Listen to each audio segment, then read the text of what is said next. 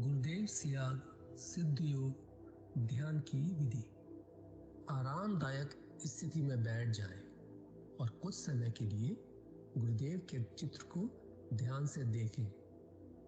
अब आंख बंद कर लें और गुरुदेव श्री रामलाल जी सियाग के चित्र को अपने आज्ञा चक्र पर, जहां बिंदी या तिलक लगाते हैं, देखते हुए गुरुदेव से 15 मिनट की अवधि के लिए ध्यान स्थिर करने की प्रार्थना करें। अब गुरुदेव के चित्र को आज्ञा चक्र पर देखते हुए साथ ही संजीवनी मंत्र का मानसिक जाप बिना होंठ और जीभ हिलाई करते हुए ध्यान करें। इस दौरान यदि आपको कोई यौगिक क्रिया हो तो घबराएं नहीं, ना ही उसे रोकने का प्रयास करें। ध्यान की अवधि पूर्ण होते ही यह क्रियाएं स्वतः बंद हो जाएंगी। इस विधि से सुबह शाम हल्के पेट नियमित रूप से केवल 15 मिनट का ध्यान करें और संजीवनी मंत्र का मानसिक जाप हर समय करें। कुछ विशेष ध्यान रखने योग्य बातें। संजीवनी मंत्र का मानसिक जाप अपने दैनिक कार्य करते हुए अधिक से अधिक करें। संजीवनी मंत्र के साथ किसी और मंत्र का जाप नहीं करना है। इस मंत्र को कभी भी लिखकर या बोलकर किसी को नहीं बताना है। तांत्रिकों से नहीं मिले और ना ही उनके दिए हुए डोरे या ताबीज आदि पहने। यदि पहना हुआ है तो यह साधना शुरू करने से पहले निकालकर फेंक दें। अब शक्तिपात दीक्षा के लिए गुरुदेव की दिव्य वाणी में संजीवनी मंत्र ध्यान से सुने और उसके पश्चात 15 मिनट ध्यान करें। आप अभी जो है ना, जो मैं मंत्र बताऊंगा उसको बोल कर या इशारे से किसी को नहीं बताओ। रहदास ने कहा ना, अब कैसे छूटे नाम रट लगी। किसकी लगी नाम रट? राम की लगी, कृष्ण की लगी, ये रोग लगी हुई थी गुरुओं के। और उसका मानसिक जप करना, समझे? वो मंत्र बता दो, एक बीज मंत्र है वो। अब बरगद का पेड़ का बीज राई के दाने किलोमीटर में फैलेगा, वो होता है। एक शब्द क्लीन शब्द कै आधा ला में मिला हुआ, बड़ी की मात्रा और बिंदी, उसका उच्चारण होगा क्लीन गा। गा की ध्वनि निकलेगी पीछे। आप अंग बोलो, यहां स्ट्रोक लगता है, अंग बोलो। कभी मने मैंने बोल के देखो, अंग बोलो तो यहां स्ट्रोक लगता है। तो इसमें क्लिंग बार बार आया। अब वो लय नहीं बनती क्लिंग एक में, तो हमारे ऋषियों ने इसको जपने का तरीके बताया। क्लिंग कृष्ण क्लिंग, क्लिंग कृष्ण क्लिंग। क्री लगनी चाहिए, क्रय में क्री। ई की मात्रा नहीं लगेगी तो राधा तत्व शामिल नहीं होगा, और राधा बिना कृष्ण आधा। तो ये इसमें राधा और कृष्ण का मंत्र है। राधा तत्व है सांसारिक सुख दे दी, कृष्ण मोक्ष दे।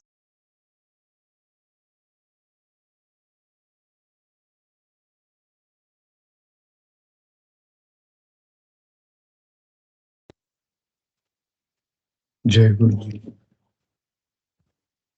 अब मैं संजीव आज की दिव्य लिखनी पढ़ता हूँ। जय गुरुदेव सभी को।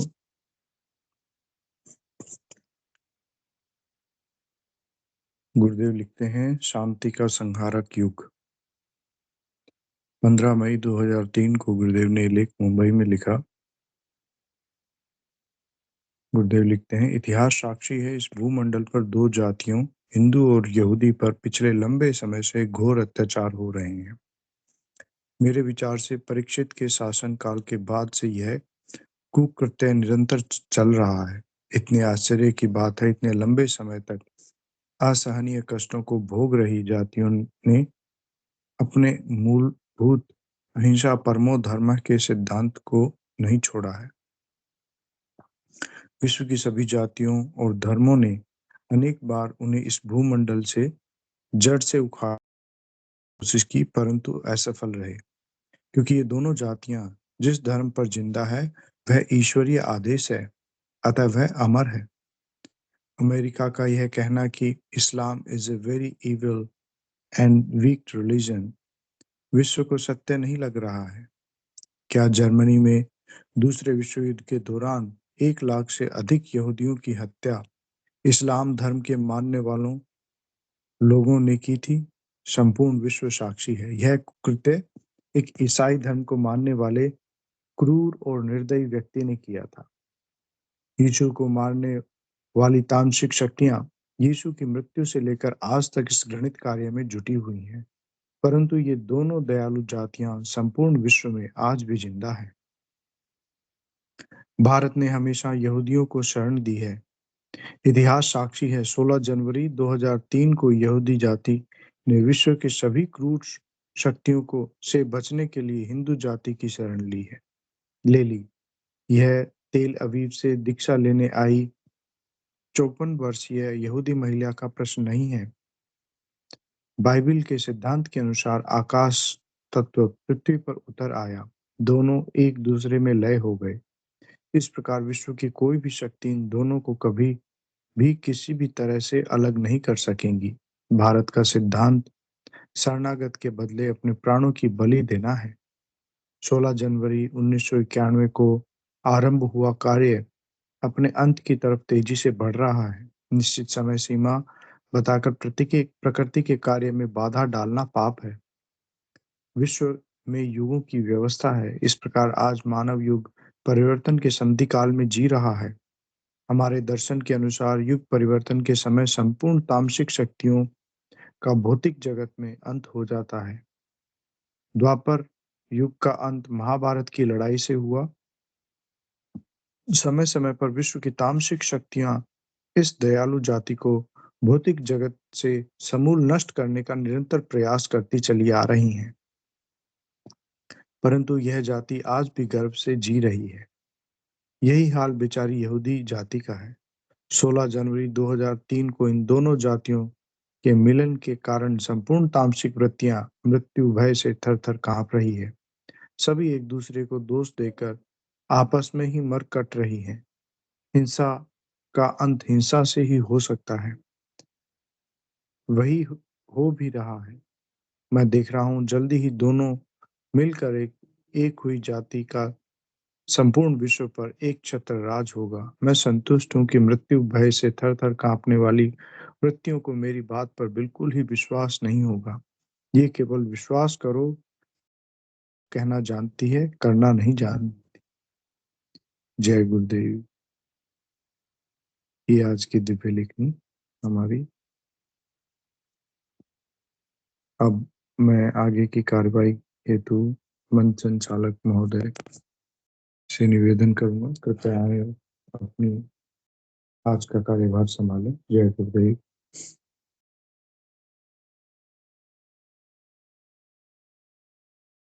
या कोई भी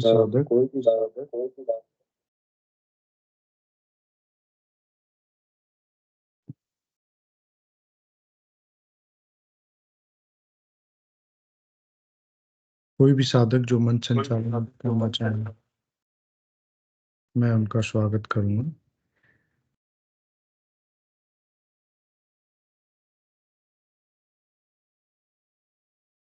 सभी के कैमरा और माइक इनेबल कर देते हैं हम। जी, सभी के कैमरा और माइक इनेबल कर दिए गए हैं।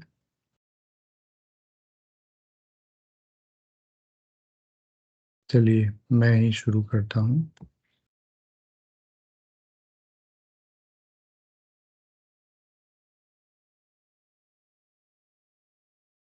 अध्यात्म ज्ञान सत्संग केंद्र जोधपुर के संरक्षक एवं संस्थापक गुरु समर्थ सदगुरुदेव श्री रामलाल जी सियाग एवं बाबा गंगाईनाथ जी योगी के श्री चरणों में बारंबार प्रणाम। उनकी कृपा से चलने वाले इस कार्यक्रम में आप सभी का स्वागत है। ये कार्यक्रम सुबह 5 बजे एवं शाम को 7 बजे रोज आयोजित किया जाता है। इस कार्यक्रम में जुड़ने का लिंक इसके YouTube चैनल के डिस्क्रिप्शन में भी रोज़ दिया जाता है। एवं इस कार्यक्रम में शाम के समय हम पहले गुरुदेव का स्पीच सुनते हैं, फिर सामूहिक ध्यान करते हैं और फिर गुरु चर्चा करते हैं, जिसमें नए साधक अपनी कोई जिज्ञासा पूछ सकते हैं एवं अन्य साधक अपनी कोई अनुभूति या अपनी कोई बात रख सकते हैं। इसी कड़ी में मैं अब सभी से निवेदन करूंगा कि कृपया आएं और अपनी कोई बात रखना चाहें तो उनका स्वागत है। जय गुरुदेव।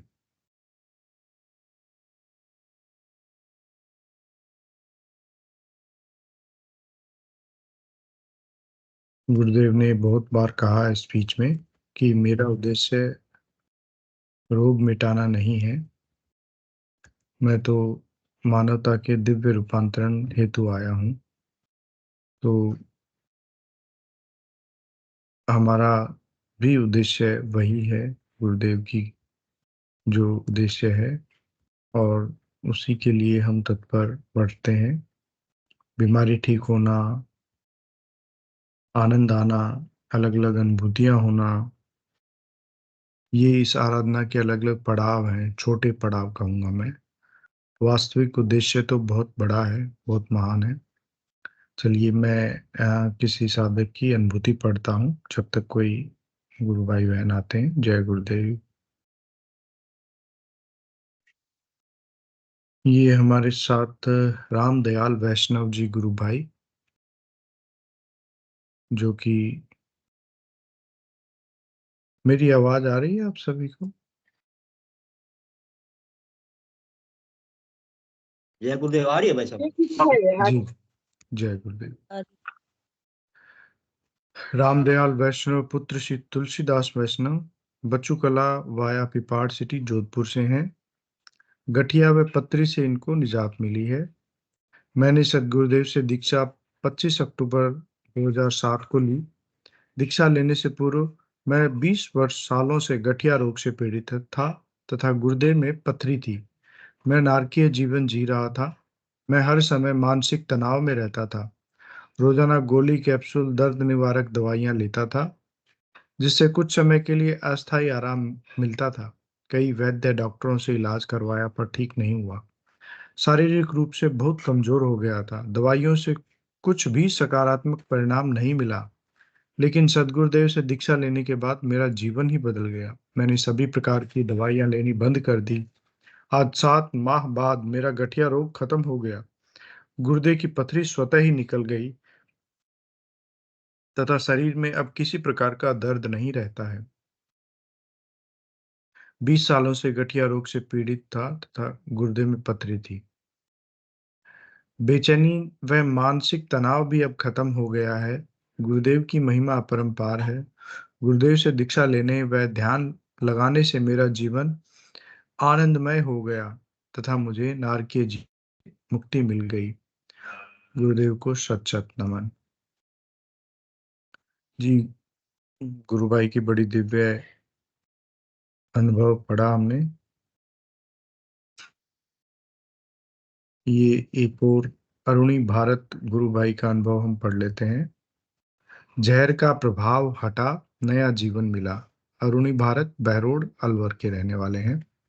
सर्वप्रथम मेरे समर्थ सदगुरुदेव श्री रामलाल जी सियाग व दादा गुरुदेव बाबा गंगाईनाथ जी योगी के महाराज को मेरा सादर चरण स्पर्श व सत सत नमन, कोटि कोटि प्रणाम। मेरा नाम अरुणी भारत है। मैं शुरू से ही धार्मिक प्रवृत्ति और प्रभु में और प्रभु आस्था में रहा करता था।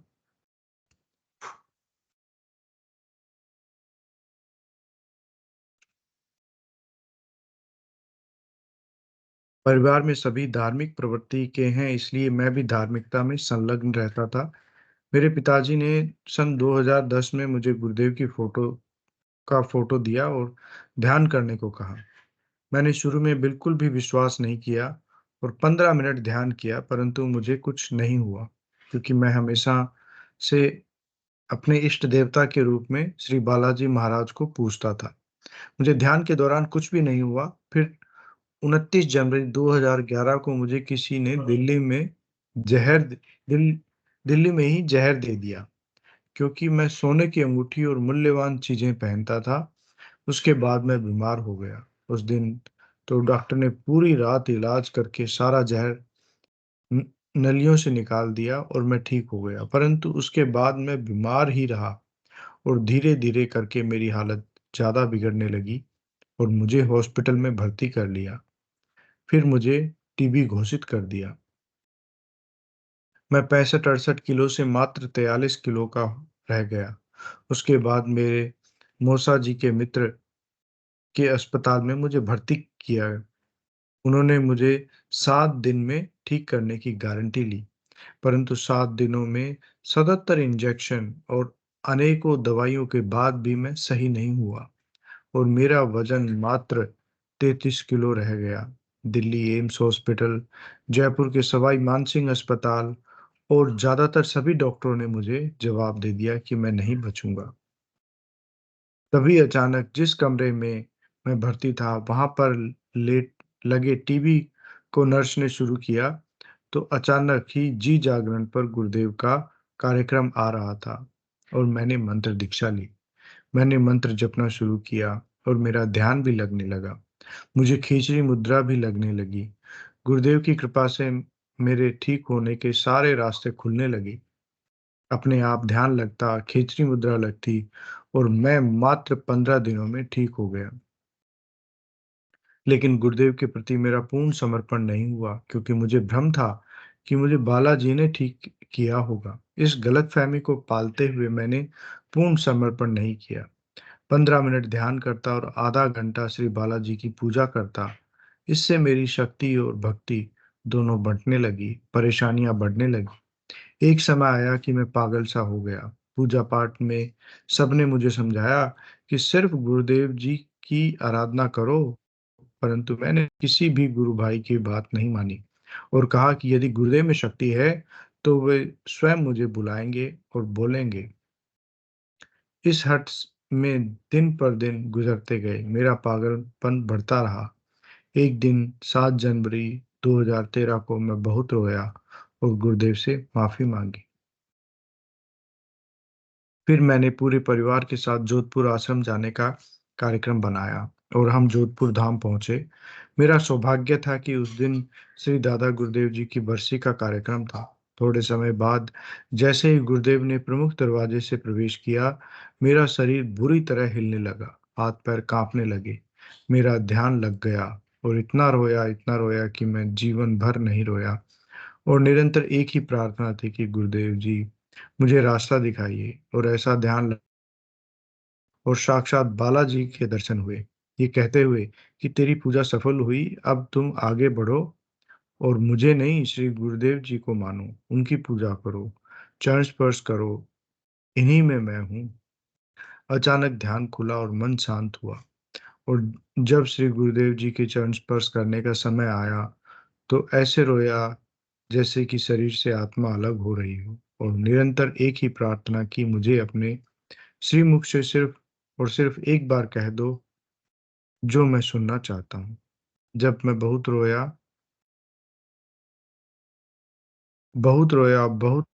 गुरु भाइयों ने मुझे पकड़ा और अपने आप को संभालने के लिए कहा, परंतु मैं रोता गया और बस एक ही प्रार्थना करता रहा कि गुरुदेव जी, आप तो जानते हैं कि मैं यहाँ क्यों आया हूँ, कृपा करो प्रभु। तभी गुरुदेव ने मुझे वापस इशारा करके बुलाया और उनके शिष्यों को कहा कि मुझे छोड़ दें, चरण स्पर्श करने दें।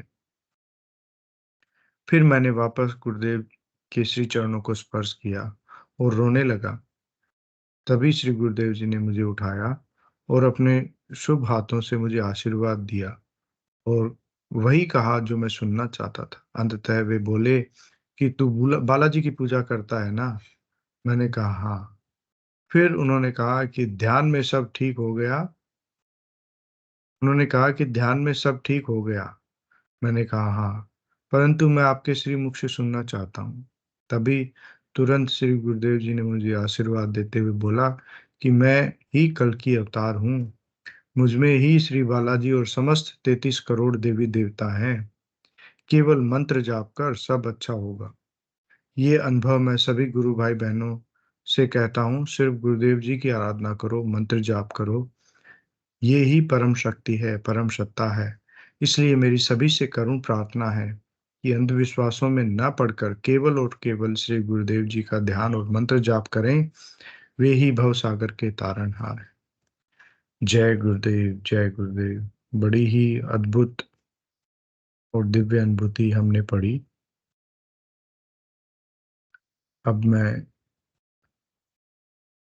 कोई भी गुरु भाई बहन जो अपनी कोई बात रखना चाहें, उनको मैं आमंत्रित करूंगा। हमारे साथ काफी गुरु भाई नए भी जुड़े हैं। मैं प्रयास करता हूँ उनके नाम से उनको आमंत्रित करने का, परंतु फिर भी मैं कहूँगा कि स्वतः ही जो अपनी इच्छा से आना चाहें वो सबसे अच्छा होगा।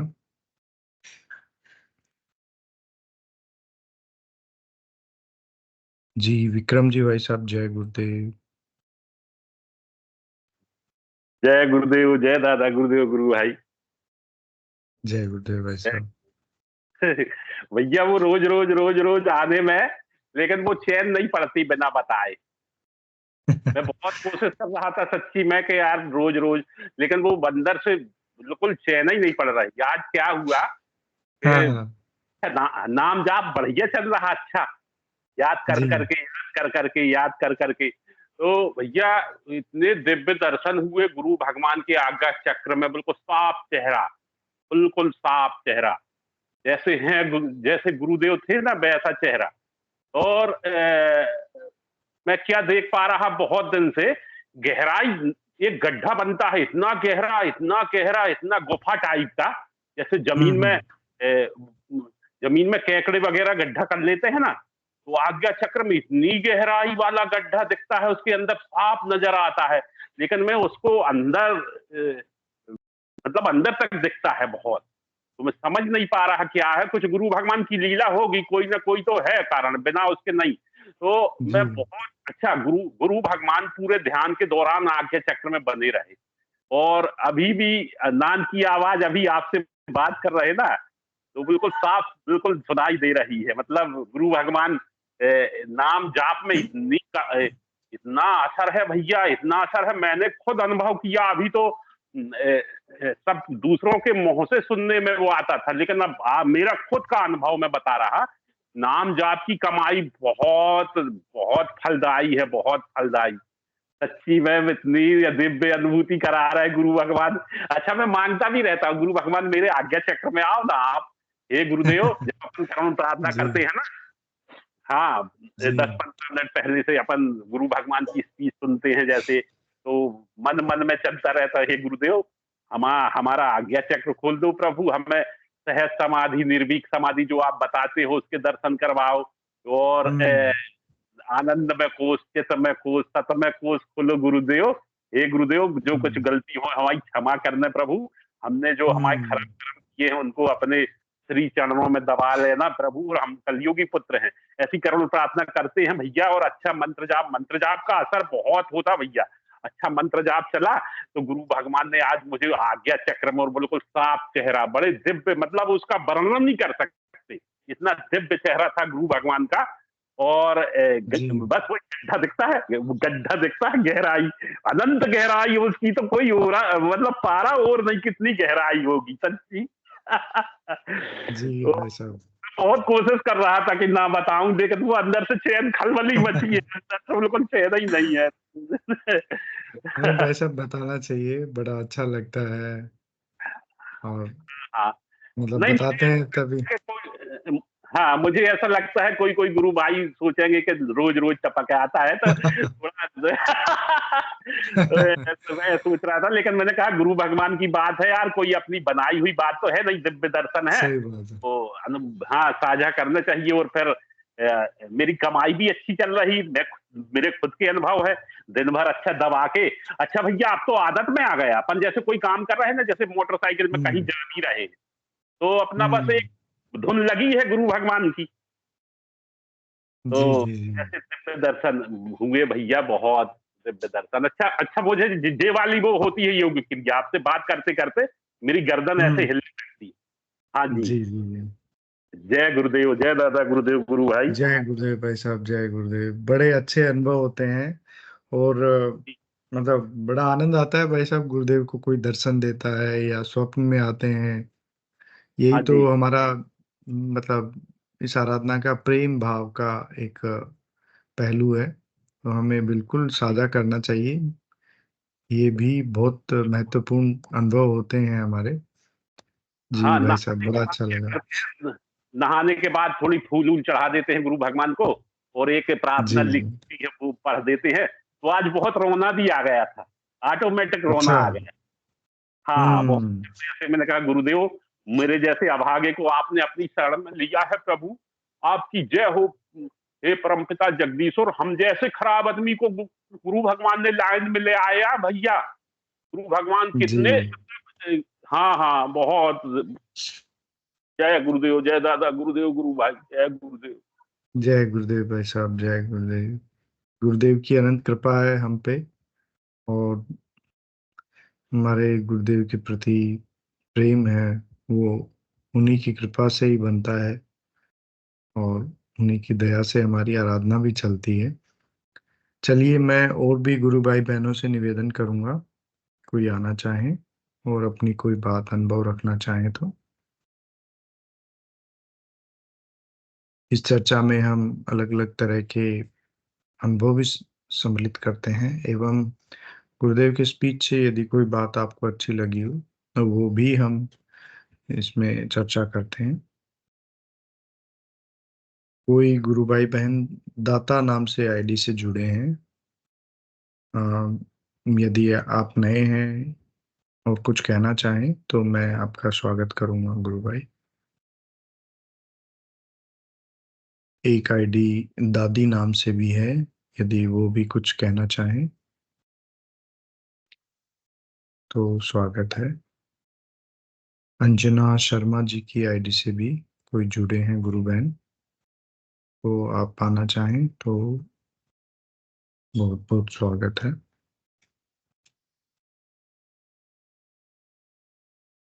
चलिए, जब तक कोई नहीं आते हैं, मैं गुरुदेव का स्पीच चलाता हूँ, और उसके बाद समय हुआ तो हम आप सभी के अनुभव भी ले लेंगे। जय गुरुदेव।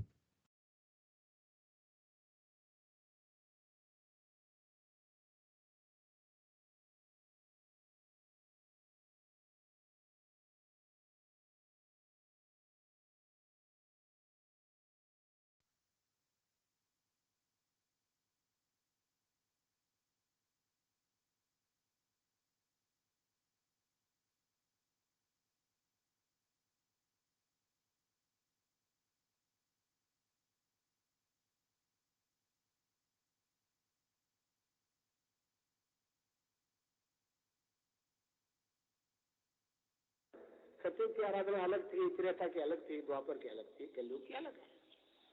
तो कलयुग में केवल हरिनाम का जप सारी समस्याओं का अंत करता है।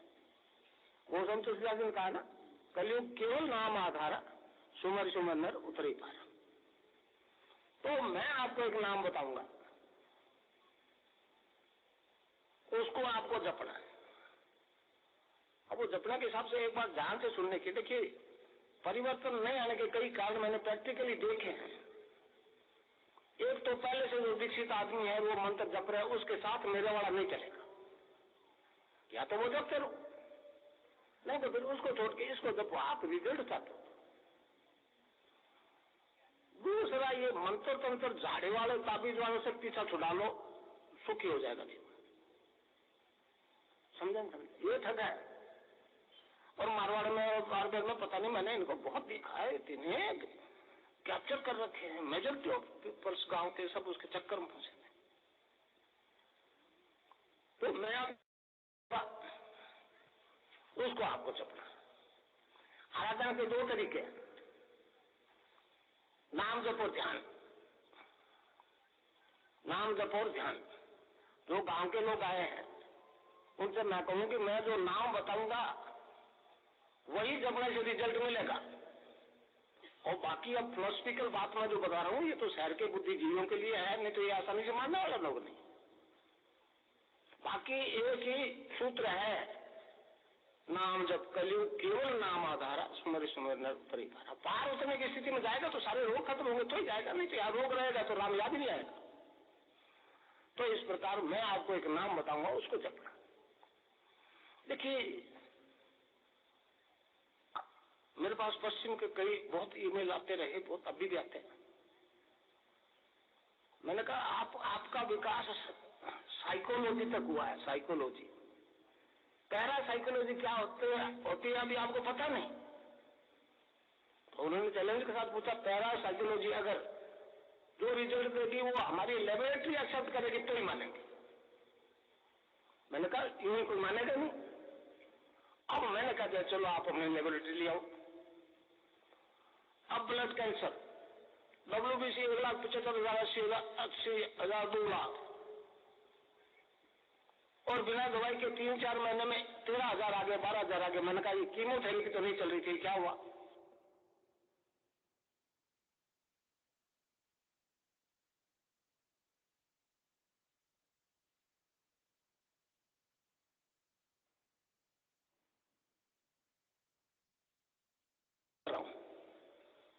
मैं कोई वैद्य डॉक्टर नहीं हूँ जो जड़ी बूटी से एड्स ठीक कर रहा हूँ, कैंसर ठीक कर रहा हूँ। ये तो केवल ईश्वर के नाम का चमत्कार है। तो नाम जप की आराधना भी ठोस दर्शन प्रविष्ट है। हमारे धर्म में कल्पना की 1% गुंजाइश नहीं। कल्पना करना तो सिर्फ किसी का काम भाई, धर्म में क्या लेने देना कल्पना का, मगर करवाई जा रही है। और क्या करवा रहा है मैं जानता हूँ, 15 साल से यही काम को कर रहा हूँ। तो शब्द से सृष्टि की उत्पत्ति हुई, ये ईश्वरवादी धर्म सभी मानते हैं। हम कहते हैं ना ओम तत्सत से यीशु को रखा गया। यहूदी भी कहते हैं शब्द से उत्पत्ति हुई, ईसाई भी कहते हैं, मुस्लिम भी कहते हैं। मगर उस शब्द की प्रत्यक्ष अनुभूति और साक्षात्कार, उस परम सत्ता की विजुअलाइजेशन और रियलाइजेशन की बात कोई नहीं कहता। हमारा धर्म कहता है, किताबों में लिखा है, प्रैक्टिकल में नहीं हो रहा। मैं फिल्म बनाई एक बॉम्बे में, तो मैंने एक सेंटेंस बोल दिया, मनुष्य के पूर्ण विकास का नाम ही ईश्वर है। वो कैमरा मैन ने कैमरा रोक दिया, उसने डायरेक्टर ने कहा बोल क्या रहे हो आप? मैंने कहा तुम फिल्म मार। मैं क्या ये हिंदू धर्म का अद्वैतवाद है, अद्वैतवाद। हिंदू तो मनुष्य को ईश्वर का स्वरूप मानते, समझा? गीता में कहा है कि मनुष्य इस देह में स्थित हुआ भी पर है, पर मतलब त्रिगुणातीत है, ईश्वर है। फिर आगे कहते हैं कि परंतु वह प्रारब्ध कर्मवश करता, भरता, भोगता, अनुमंता इत्यादि के हिसाब से व्यवहार कर रहा। और अंत में कहा कि सच्चाई है कि वो परमात्मा। इसका स्पष्ट अर्थ है कि मनुष्य जीवन में अपने उस उच्चतम विकास को कर सकता है। कितने गुरु हैं, कितने और लाखों शिष्य हैं, समझे? कथा बांट रहे हैं, भेंट ले रहे हैं। तो कमोबेश सारे विश्व की देखिए कलयुग है, कलयुग के स्टार्स का इफेक्ट मनुष्य मात्र में सब में होता है, चाहे वो मुसलमान हो, ईसाई हो, बौद्ध और जैन हो। सब कह रहे हैं देखो पीछे क्या हुआ। हम कहते हैं देखो राम ने किया तो कृष्ण ने किया, और चले जाओ सतयुग में ईसा ने किया, मूसा ने किया, मोहम्मद ने किया, बुद्ध ने किया, महावीर ने किया। देखो पीछे क्या हो रहा है, देखो पीछे क्या हुआ। हम देख रहे, धर्माचार्य बता रहे हैं, हम पीछे देख रहे हैं और चल रहे हैं आगे। देख रहे हैं पीछे, चल रहे हैं आगे, फिर गड्ढे में नहीं गिरेंगे, ठोकर नहीं खाएंगे तो क्या होगा? तो हमारा योग दर्शन कहता है साधक जो है ज्ञान और समाधि की स्थिति में अनलिमिटेड पास्ट फ्यूचर को देख सुन सकता। मैंने लाखों को रिजल्ट देकर बता दिया, अब चुप है। तो आपको नाम जपना है, 3 तरह से जपते। वैसे एक तो बोल करके बाहर आवाज नहीं करती, एक में और जी हिलते तो है मगर आवाज नहीं निकलती, एक में मुंह का प्रयोग बिल्कुल नहीं, बिना बोले आप मन ही मन जपते रहो, मानसिक जब बोलते उसको, उससे 1000 गुना ज्यादा फल होता है। कर्मकांडी यज्ञों से 1000 गुना ज्यादा नाम जप से। गीता में भगवान ने इसको यज्ञ कहा है, सबसे उत्तम यज्ञ। 10वें अध्याय में कहा है, यज्ञों में मैं जप यज्ञ हूं। तो मैं आपको नाम बताऊंगा, उसको आपको जपना है, और मंत्र उसके साथ नहीं। और जो पूजा कर रहे हो, जिस भगवान को मान रहे हो, जिस इष्ट को मान रहे हो, जिस सन्यासी को मान रहे हो, मानते रहिए। जैन अपने महात्मा को माने, बौद्ध अपने माने, कोई चिंता की बात नहीं। धर्म परिवर्तन की बात हिंदू कभी नहीं करता।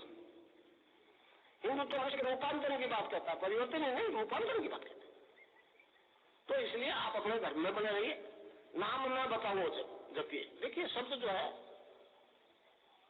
भाषा एक वैज्ञानिक बात है।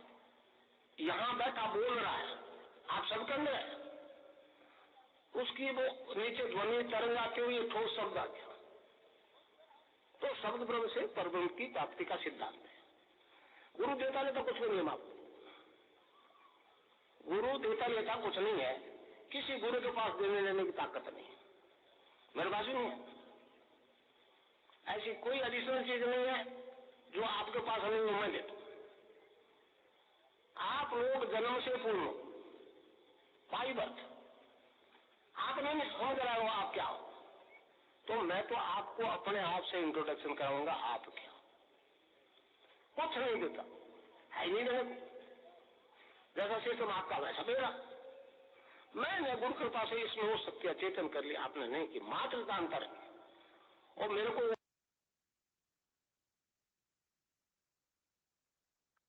जय गुरुदेव।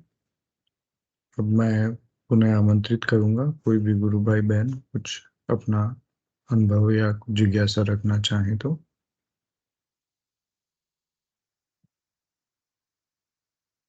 अब मैं गुरुदेव का अलग अलग दीक्षा कार्यक्रमों में दिया गया संजीवनी मंत्र चलाता हूँ। कई बार हम देखते हैं कि गुरु भाई बहनों को नाम जप में, उच्चारण में इस तरह की परेशानियां आती हैं, तो कृपया इसे अच्छे से सुने। ये लगभग सभी दीक्षा कार्यक्रमों में गुरुदेव ने जो बताया है उस मंत्र का संकलन है ही। जय गुरुदेव।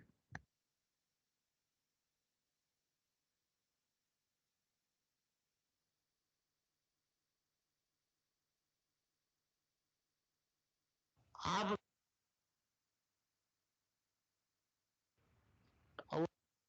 अभी आप मन ही मन अंग जपो तो यहां स्ट्रोक लगेगा, अंग। तो इसको जपना है, राउंड द क्लॉक। अब कैसे छूटे, नाम रट ला। तो किसी बीमारी से ग्रसित हो, इससे ठीक हो जाओगे आप। अब जितने भी ले जा रहे हो ना आप, मेरी आवाज रखो उसके साथ, समझे। आवाज के बिना इफेक्ट नहीं होगा। तो मंत्र है क्लिंग कृष्ण क्लिंग, क्लिंग कृष्ण क्लिंग। कै आधा लय में मिला हुआ, बड़ी की मात्रा ऊपर बिंदी, ए के ऊपर आप बिंदी लगाते हो तो अंग हो जाता है ना, अंग। मन ही मन जपो, और जेब नहीं रहना चाहिए। क्लिंग कृष्ण क्लिंग, क्लिंग कृष्ण क्लिंग, क्लिंग कृष्ण क्लिंग। तो बीज मंत्र है क्लिंग शब्द। क्लिंग के आधा लय के अंदर मिला हुआ, बड़ी की मात्रा और बिंदी, इसकी ध्वनि निकलेगी ग से, क्लिंग ग। क्लिम में नहीं, संस्कृत में क्लिम होता है, नहीं क्लिंग है, अंग का उच्चारण होना पड़ेगा। एक क्लिंग को जपने में असुविधा होता है, तो हमारे ऋषियों ने उसको जपने का तरीका बताया। क्लिंग कृष्ण क्लिंग, क्लिंग कृष्ण क्लिंग, क्लिंग कृष्ण क्लिंग, क्लिंग कृष्ण क्लिंग, क्लिंग कृष्ण क्लिंग। मन ही मन जपना, और जीव नहीं। और यहां मेरा ध्यान करते रहना। अब वो मंत्र बता दूं मैं आपको। एक शब्द है, छोटा शब्द है, क्लीन शब्द। क्लीन के आधा लय में मिला, बड़ी की मात्रा होंगी। क्लीन, उसकी ध्वनि निकलती है गै से पीछे, क्लीन। अब वो एक क्लिंग रिपीट होने का सुविधा है तो इसको जपने का तरीका बताया हमारे संतों ने। क्लिंग कृष्ण क्लिंग, क्लिंग कृष्ण क्लिंग, क्लिंग कृष्ण क्लिंग, क्लिंग कृष्ण क्लिंग। समझे? कृष्ण कृष्ण बोलना, क्रिया नहीं बोलना, क्रिय बोलना। एक ही मात्रा नहीं लगेगी राधा तक, राधा जब न कृष्ण आता, अकेला कुछ नहीं कर सकता। दोनों के मिलने के बाद में कोई समस्या नहीं है। ये राधा और कृष्ण का मंत्र है भाई, तो इसका जपना क्लीं कृष्ण क्लीं, क्लीं कृष्ण क्लीं, क्लीं कृष्ण क्लीं। एक छोटा सा शब्द क्लीं के आधा है, लय में मिला हुआ, बड़ी की मात्रा और बिंदी, ए के ऊपर बिंदी लगा दो, अंग होता है अंग। आप हिंदी जानते हो, एक के ऊपर बिंदी लगते अंग। अब आप बिंदी लगा के बोलो अंग, तो यहां सुनाई देगा, समझे? और इसमें अंग बार बार आता है, क्लिंग कृष्ण क्लिंग। इसको जपना है क्लिंग कृष्ण क्लिंग, क्लिंग कृष्ण क्लिंग। बार बार अंग आया, इसकी घंटी की बजेगी और इसको कहना पड़ेगा यस कम इन। क्लिंग कृष्ण क्लिंग, क्लिंग कृष्ण क्लिंग। एक शब्द क्लिंग शब्द के आधा लय में मिला हुआ, बड़ी की मात्रा और बिंदी, उसका उच्चारण होगा क्लिंग गा, गा की ध्वनि निकलेगी पीछे। आप अंग बोलो, यहां स्ट्रोक लगता है, अंग बोलो। कभी मनी मैंने बोल के देखो, अंग बोलो तो यहां स्ट्रोक लगता है। तो इसमें क्लिंग बार बार आया। अब वो लय नहीं बनती क्लिंग एक में, तो हमारे ऋषियों ने इसको जपने का तरीके बताया। क्लिंग कृष्ण क्लिंग, क्लिंग कृष्ण क्लिंग। क्री लगनी चाहिए, क्रय में क्री। एक ही मात्रा नहीं लगेगी तो राधा तत्व शामिल नहीं होगा, और राधा के बिना कृष्ण आधा। तो ये इसमें राधा और कृष्ण का मंत्र है। राधा तत्व है सांसारिक सुख दे दी, कृष्ण मोक्ष देगा।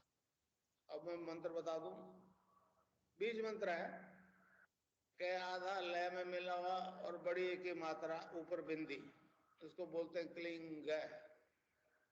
ए के ऊपर बिंदी लगती, अंग हो जाता ना, अंग। अभी आप मन नहीं बोलो अंग, तो यहां स्टॉप लगेगा। और इस क्लिंग में बार बार अंग आता है। एक क्लिंग लय नहीं बनती थी, हमारे ऋषियों ने इसको जपने का तरीका बताया। क्लिंग कृष्ण क्लिंग, क्लिंग कृष्ण क्लिंग, क्लिंग कृष्ण क्लिंग। क्लिंग गै बोलना है, ए के ऊपर बिंदी लगते अंग हो जाता ना। अभी आप मन ही मन बोलो अंग, यहाँ स्ट्रोक लगेगा। जिसको भगवान आप करो यहाँ बैठा है, तो इसमें क्लिंग कृष्ण क्लिंग, क्लिंग कृष्ण क्लिंग, मन ही मन जपना, और जीव नहीं हिलाए। और यहाँ शिव की तीसरी आंख है जो, यहाँ मुझे देखो। क्लिंग कृष्ण क्लिंग, क्लिंग कृष्ण क्लिंग, क्लिंग कृष्ण क्लिंग, क्लिंग कृष्ण क्लिंग, क्लिंग कृष्ण क्लिंग, क्लिंग कृष्ण क्लिंग, क्लिंग कृष्ण क्लिंग, क्लिंग कृष्ण। वो मंत्र है क्लिंग कृष्ण क्लिंग, क्लिंग कृष्ण क्लिंग, क्लिंग कृष्ण क्लिंग। छोटा सा मंत्र है, बीज मंत्र के आधा लय में मिला हुआ, बड़ी की मात्रा ऊपर बिंदी है। ए के ऊपर बिंदी लगते ही अंग हो जाता ना। आप मन ही मन बोलो अंग, तो यहां स्ट्रोक लगता है, अंग। और इसमें अंग रिपीट होता है बार बार क्लिंग में। और रिपीट होने में असुविधा होती तो हमारे संतों ने उसको जपने का तरीका बताया। क्लिंग कृष्ण क्लिंग, क्लिंग कृष्ण क्लिंग। क्रय नहीं, एक ही मात्रा नहीं लगेगी, राधा तत्व शामिल लेगा, और राधा के बिना कृष्ण आता। दोनों अकेले, दोनों कुछ नहीं कर सकते। इसमें दोनों तत्व है, क्लिंग कृष्ण क्लिंग, क्लिंग कृष्ण क्लिंग, क्लिंग कृष्ण क्लिंग। इसको मन ही मन जपना है, और जीव नहीं ले, दिमाग से जपना है। जयदास जी के गुरु ने कहा कि बेटा ये नाम जब तुम्हें कहीं क्लीन मैं बोलते मैं नहीं क्लीन जय के ऊपर बिंदी रखते अंग हो जाता ना।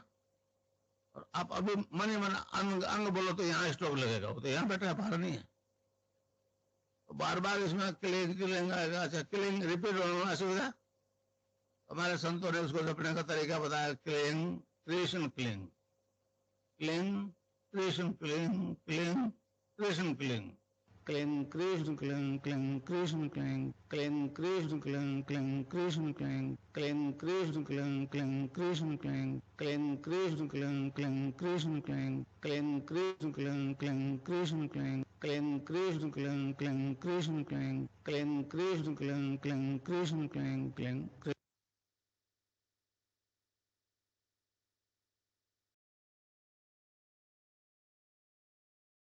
जय गुरुदेव। तो हमने गुरुदेव के द्वारा अलग अलग कार्यक्रमों में बताया गया संजीवनी मंत्र सुना। गुरुदेव ने आज के स्पीच में मुझे एक बात अच्छी लगी, मैं शेयर करता हूँ, फिर हम कार्यक्रम को गुरुदेव के चरणों में समर्पित करेंगे। गुरुदेव ने कहा कि जो गांव से आए हैं उनको बता दें कि मंत्र जाप करना है, नाम का जाप करना है। फिर बोला स्पीच की बाकी की बातें तो बुद्धिजीवियों के लिए है। जो हमारे अलग अलग प्रश्न रहते हैं, ये करूं वो करूं ये नहीं करूं ऐसे करूं, वो सब एक ही जवाब है सभी का कि नाम जप करो। और कोई काम और कोई प्रश्न और कोई भाव मन में हमें आने ही नहीं देना चाहिए। नाम जप से फ्री होना ही नहीं है कभी, उसी में 100% कॉन्सेंट्रेशन अपना देना चाहिए। जय गुरुदेव। अब मैं हिंगू जी अंकल से निवेदन करूंगा आज का कार्यक्रम गुरुदेव के श्री चरणों में समर्पित करें। जय गुरुदेव अंकल। जय गुरुदेव सभी को। गुरुदेव की दिव्य चेतना सभी में सिद्ध हो, जगत व्यापी हो और जगत के कल्याण के लिए हो। जय गुरुदेव सभी को, बहुत बहुत जय गुरुदेव। बोलो कल के अवतार जय की गुरुदेव। जय जय हो हो जय राम। हो जय श्री कल की। जय हर घर कल जय की। हो जय जय कल की गुरुदेव जय पंकज जी, गुरुदेव जय गुरुदेव सभी को, जय गुरुदेव। जय जय गुरुदेव सभी को, गुरुदेव जय जय गुरुदेव।